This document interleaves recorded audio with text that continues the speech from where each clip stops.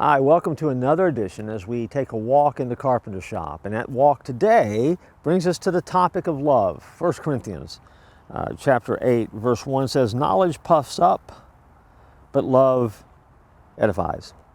You've probably heard the name Dr. Albert Schweitzer. He earned doctorates in philosophy and medicine and received a half dozen additional honorary doctorates along the way over the course of his lifetime. He was an authority on Bach. He won the Nobel Peace Prize in 1952.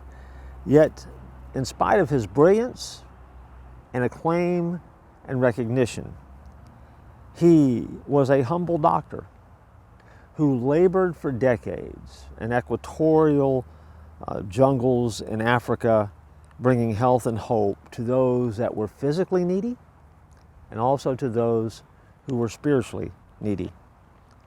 And when Dr. Schweitzer dispensed medicine or performed surgery on those who were hurt in those African places along the equator, he couldn't always speak their language.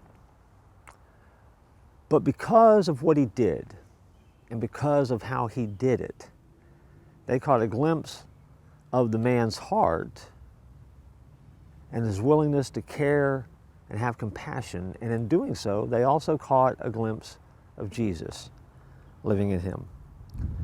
See, people have a greater appreciation for your head once they know your heart.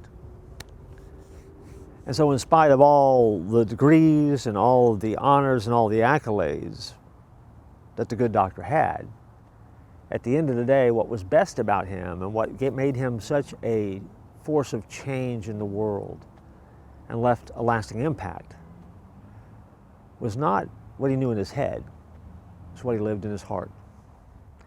You and I have the luxury of living in a world where there's a lot of information out there, and we don't even know what we don't know. And I don't know how much you know, and you don't know how much I know, but I do know this about you, that I can find out a lot more about you when I catch a glimpse of your heart.